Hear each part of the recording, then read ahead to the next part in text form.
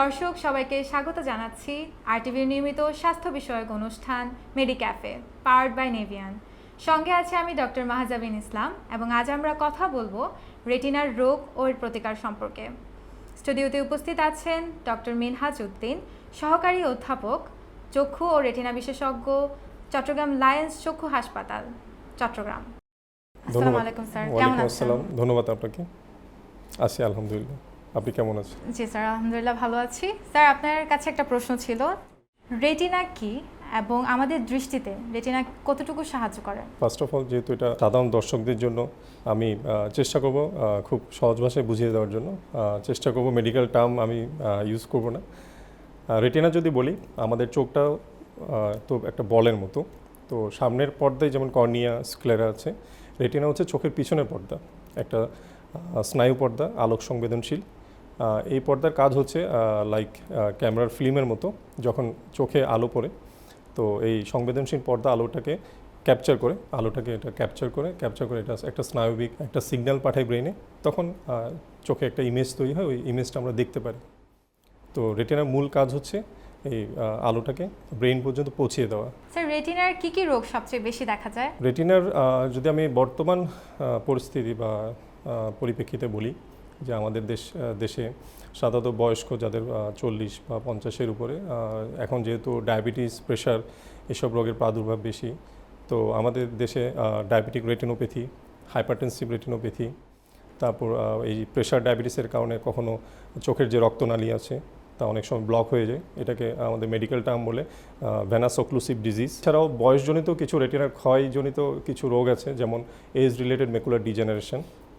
তারপর আঘাতজনিত কিছু রোগ, যেমন রেটিনাল ডিটাচমেন্ট, বা অনেক সময় রেটিনা যদি উইক থাকে বা যাদের হাই পাওয়ার, যাদের মায়োপিক পেশেন্ট, অনেক সময় ওদেরও রেটিনা ছুটে যেতে পারে। এটাকে রেটিনাল ডিটাচমেন্ট বলে মেডিকেল ভাষায়। স্যার, রেটিনার রোগ হয়েছে সেটা আমরা কোন লক্ষণগুলো দেখলে বুঝতে পারবো? শুরুর দিকে রেটিনার রোগ হলে সাধারণত বোঝা যায় না, এটাকে সাইলেন্ট কিলার বলে। তো কিছু কিছু লক্ষণ দেখে রোগীরা খুব ইজিলি বুঝতে পারবে যে রেটিনাতে সমস্যা হয়েছে। যেমন হঠাৎ করে চোখের দৃষ্টি ঝাপসা হয়ে যাওয়া, তারপর চোখের সামনে মেঘের মতো ভাসা, বা মনে হয় চোখের সামনে পর্দার মতো কিছু জিনিস ভাসছে।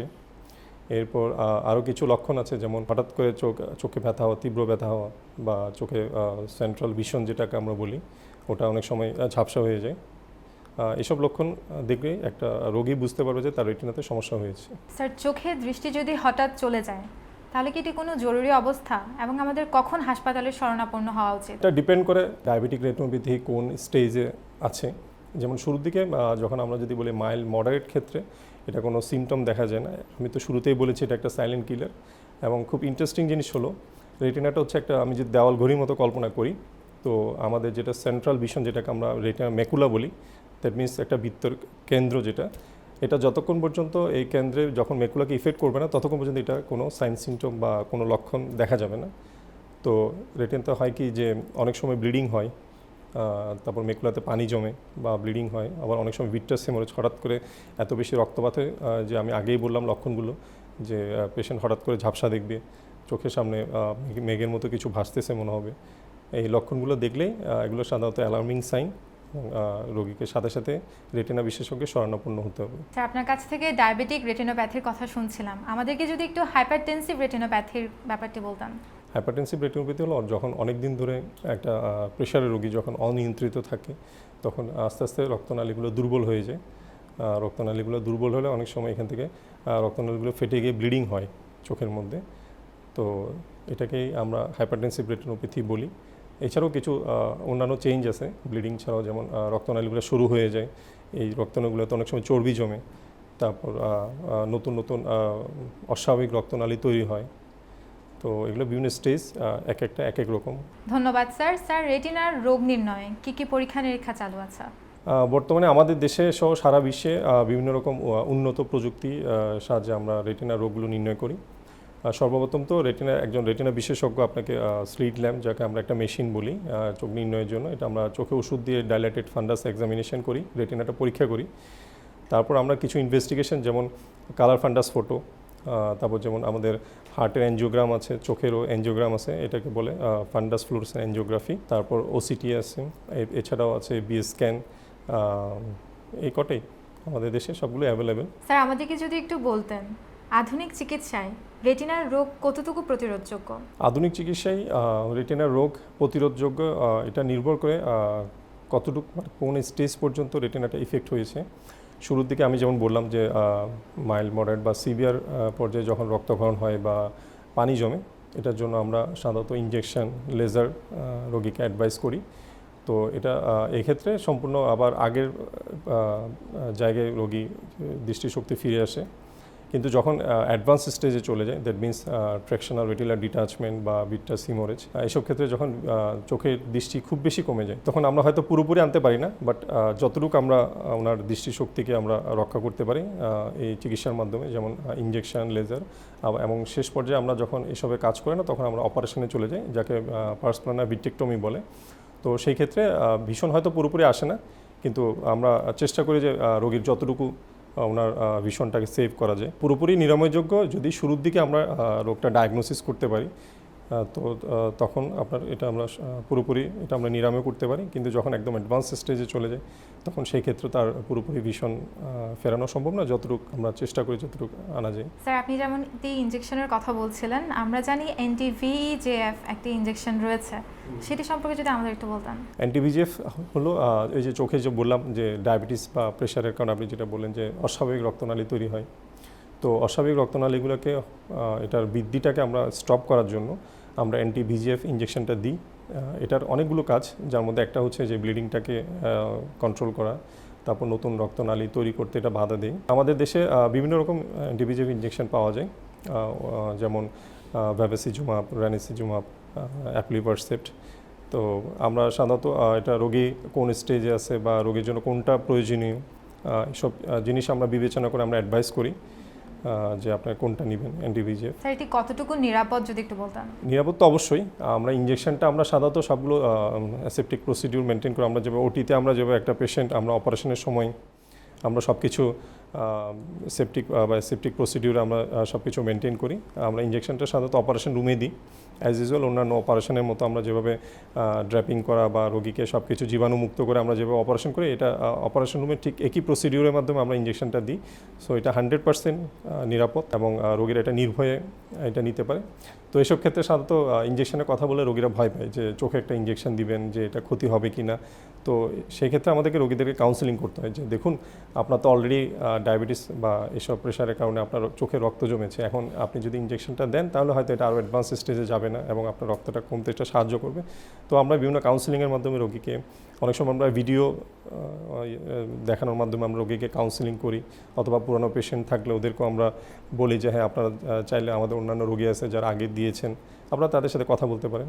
তো এসব নির্ভয় দেওয়ার পর রোগীরা সাধারণত রাজি হয় যে ইনজেকশনটা দেয়, এবং এটা সম্পূর্ণই খুব নিরাপদ। স্যার কতবার করে দিতে হয় ইনজেকশনটি? এটা প্রতিটা রোগী একই কোয়েশ্চেন যে আমি কয়টা ডোজ লাগবে বা আমাকে কতবার ইনজেকশন দিতে হবে।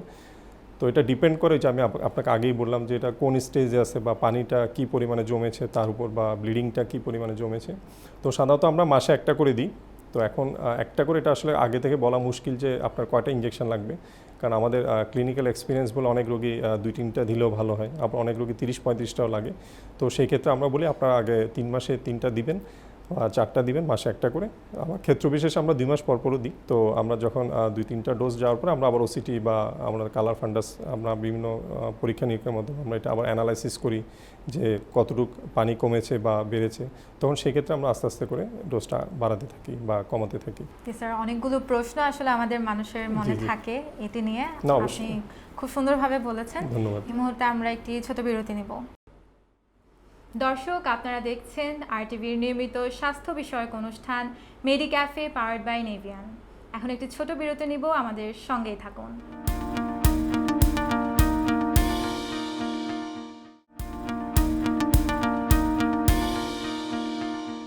দর্শক, আপনাদের আবারও স্বাগত জানাচ্ছি RTVর নিয়মিত স্বাস্থ্য বিষয়ক অনুষ্ঠান মেডিক্যাফে পাওয়ার্ড বাই নেভিয়ান। স্যার আমরা যেমনটি কথা বলছিলাম, আমাদের যদি একটু বলতেন এই রেটিনোপ্যাথি এই ব্যাপারটিতে কি কি সতর্কতা অবলম্বন করা পসিবল? আমাদের বাংলা ভাষায় একটা প্রবাদ আছে যে প্রতিকারের চেয়ে প্রতিরোধ উত্তম। তো সেই ক্ষেত্রে যাদের ডায়াবেটিস আছে তাদেরকে আমরা সবসময় বলি যে আপনার ডায়াবেটিস থাকলে অন্তত বছরে একবার চোখটা পরীক্ষা করেন। এটা এমন নেসেসারি না যে আপনি রেটিনা বিশেষজ্ঞকেই দেখাইতে হবে।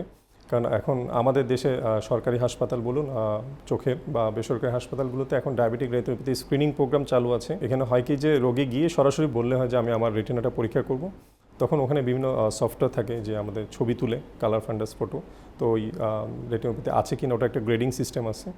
তো ওটার উপর ডিপেন্ড করে রোগীকে বলে দেওয়া হয় যে হ্যাঁ আপনার ডায়াবেটিক রেটিনোপ্যাথি আছে কি নেই।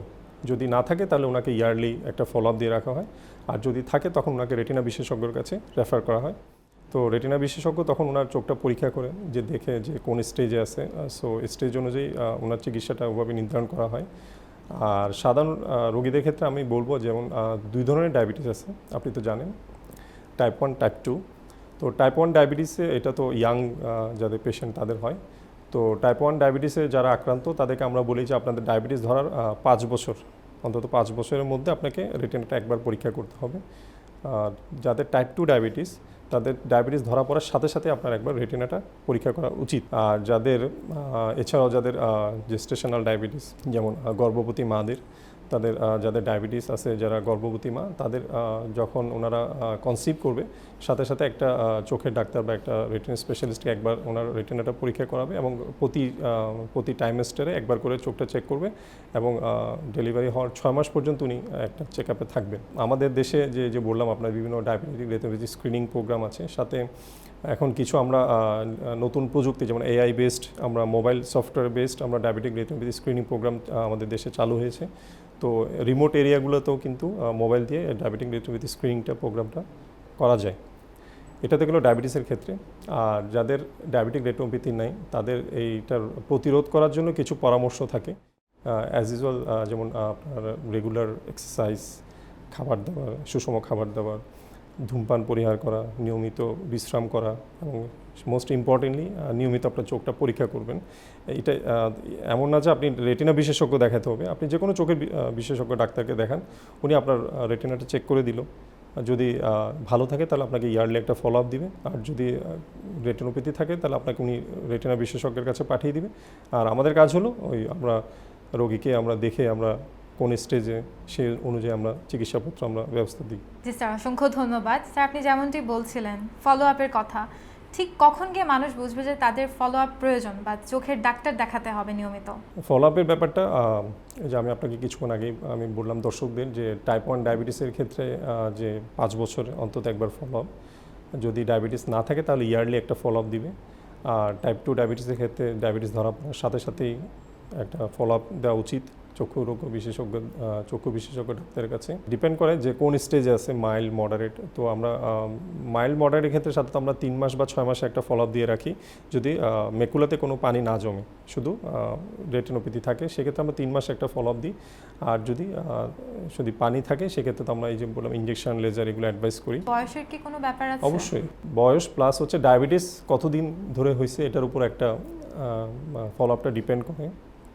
যেমন একটা স্টাডিতে আছে কি যে 10 বছরের বেশি যদি ডায়াবেটিসের হিস্ট্রি থাকে তো সেই ক্ষেত্রে ডায়াবেটিক রেটিনোপ্যাথি হওয়ার চান্স মোর দেন 30%। আর যদি 20 বছর হয় সেটা 50%-এ চলে যায়। তো আমরা যখন ডায়াবেটিসের রোগী আসে তখন আমরা জিজ্ঞেস করি যে আপনার কতদিন ধরে ডায়াবেটিস, যখন উনি বলে 5 বছর বা 10 বছর, তখন আমরা ওটাভাবে আমরা মাইন্ড সেট আপ করে নিই যে হ্যাঁ ওনার এত বছর ধরে ডায়াবেটিস, এটা হয়তো রেটিনোপ্যাথি থাকতে পারে বা নাও থাকতে পারে। যদি না থাকে তাহলে আমরা একটা ইয়ারলি ফলো আপ দিয়ে রাখি। স্যার অসংখ্য ধন্যবাদ। স্যার যদি একটু বলতেন যে চিকিৎসা পদ্ধতির কথা আপনি বলছিলেন সেগুলো কতটুকু ব্যয়বহুল? ব্যয়বহুল আমাদের দেশের জন্য তো অবশ্যই, তবে এখন বিভিন্ন কোম্পানি আমাদের দেশে কাজ করছে যে এটার কস্টিংটা যাতে একটু মিনিমাইজ করা যায়। আমি যদি ইঞ্জেকশনের কথা বলি, আমাদের দেশে যেটা অ্যাভাস্টিন নামে আছে, যেটা ওটা পার ডোজ 5 থেকে 5,500। আবার একটা মজার ব্যাপার হলো কি আমাদের দেশে যে সরকারি হাসপাতাল যেখানে জাতীয় চক্ষু বিজ্ঞান, ওখানে কিন্তু ফ্রিতে ইঞ্জেকশনটা দেওয়া হয়। এটা কিন্তু রোগীদের জন্য আমি বলে রাখলাম, যারা গরিব রোগী বা যারা এটা ব্যয়বহুল চিকিৎসাটা যারা অ্যাফোর্ড করতে পারবে না তাদের জন্য, যে আপনারা দয়া করে সরকারি হাসপাতাল আমাদের ঢাকায় আগারগাঁতে যেটা জাতীয় চক্ষু বিজ্ঞান হাসপাতাল, ওখানে কিন্তু ফ্রিতে ইঞ্জেকশন দেওয়া হয় রোগীদেরকে। তো আর এছাড়া আরও বিভিন্ন ধরনের অ্যান্টি-VEGF আছে আমাদের বাজারে, তো ওগুলোর প্রাইসগুলো কিন্তু একটু বেশি। স্যার এই চিকিৎসা পদ্ধতির সাফল্য হার কতটুকু? সাফল্য ডিপেন্ড করে আপনার কোন স্টেজের উপর। আমি তো শুরুতেই বললাম যদি আর্লি স্টেজে আসতে পারে পেশেন্ট তাহলে 100% ইনশাল্লাহ। আমরা ইঞ্জেকশন লেজারের মাধ্যমে পুরোপুরি ওনার ভিশনটাকে আবার রিস্টোর করতে পারি। আর যদি লেট প্রেজেন্টেশন হয়, যেমন পলিফারেটিভ ডায়াবেটিক রেটিনোপ্যাথি বা অ্যাডভান্স স্টেজে যদি চলে যায়, সেক্ষেত্রে হয়তো পুরোপুরি রিস্টোর করা যায় না। অপারেশন বা ইঞ্জেকশন লেজারের পরে যতটুকু ফেরত আসে, তবে ভালো দিক হলো আর সামনের দিকে আগাবে না। স্যার, আপনি বলেছেন ডায়াবেটিক রেটিনোপ্যাথি লেট স্টেজে গেলে আমাদের অপারেশনের প্রয়োজন হতে পারে।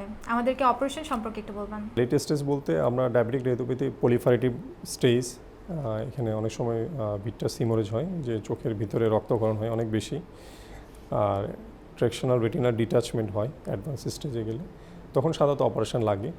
তো অপারেশনটা আমরা সাধারণত এটাকে পার্স প্লানার ভিট্রেক্টমি বলে, যে আমরা রেটিনার যে ব্লাডগুলো আছে বা ট্রেকশনাল রেটিনার ডিটাচমেন্ট আছে, সেগুলো পরিষ্কার করে ওখানে এক ধরনের অয়েল দিয়ে আসি, সিলিকন অয়েল। আবার ক্ষেত্র বিশেষ অনেক সময় লাগেও না। এইসব ক্ষেত্রে পেশেন্টের হয় কি যে কিছু পরামর্শ থাকে, যে আপনার অপারেশনের পূর্বে বা পরবর্তী কিছু উপদেশ থাকে, যে হ্যাঁ ওনার কিছু পোস্চার মেনটেন করতে হয়, কিছু ওষুধ মেনটেন করতে হয়, এগুলো আমরা বুঝিয়ে দিই। তারপর নিয়মিত চেক আপে থাকতে হবে 7 দিন বা 2 সপ্তাহ বা 1 মাস পর পর।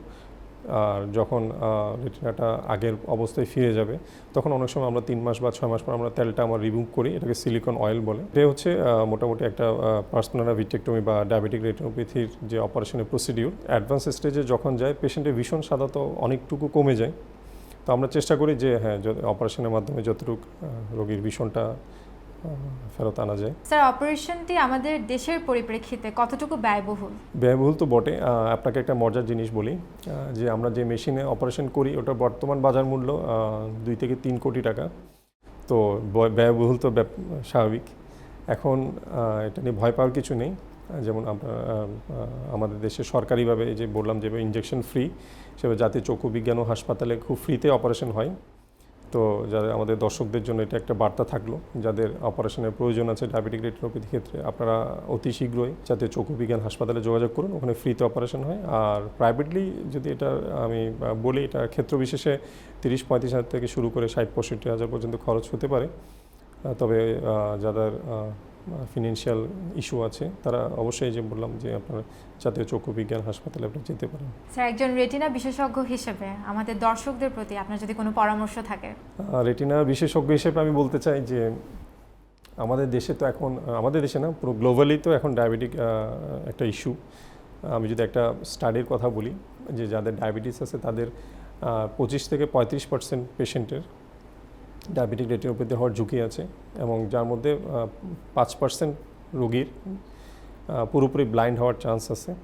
আর আমাদের দেশের প্রেক্ষিতেও ডাটাটা সেম, 18 থেকে 35% পেশেন্টের ডায়াবেটিক রেটিনোপ্যাথি হওয়ার ঝুঁকি আছে। তো আমার দর্শকদের প্রতি, মেডিক্যাফের দর্শকদের প্রতি আমার একটা অনুরোধ থাকবে আজকে অনুষ্ঠানের মাধ্যমে, যে যাদের ডায়াবেটিস আছে, অন্তত আপনারা একটাবার আপনার চোখের রেটিনাটা পরীক্ষা করুন। রেটিনা এমন নয় যে আমাদেরকে দেখাতে হবে। আমি আগেই বললাম যে আপনি যে কোনো চক্ষু বিশেষজ্ঞ বা যে কোনো চোখের হাসপাতালে গেলে ডায়াবেটিক রেটিনোপ্যাথি স্ক্রিনিং প্রোগ্রাম আছে, ওখানে আপনার রেটিনাটা চেক করুন। রেটিনা চেক করার পরে ওনারা আপনাদেরকে বলে দিবে আপনার রেটিনাটা সুস্থ আছে কিনা বা ডায়াবেটিক রেটিনোপ্যাথি আছে কিনা। যদি সুস্থ থাকে, আলহামদুলিল্লাহ, আপনি বছরে একবার রেটিনাটা পরীক্ষা করাবেন। আর যদি কোনো রকম আপনার রেটিনাতে সমস্যা পাওয়া যায়, বা তখন তো ইনশাল্লাহ আমরা রেটিনার বিশেষজ্ঞরা আছি আপনাদের জন্যই, ইঞ্জেকশন লাগুক, লেজার লাগুক বা অপারেশন লাগুক। আর সবচেয়ে ইম্পর্টেন্ট ব্যাপার হলো যে ডায়াবেটিসটাকে নিয়ন্ত্রণ করতে হবে। এটা শুধুমাত্র এমন না যে আমি চিকিৎসা করে দিলাম।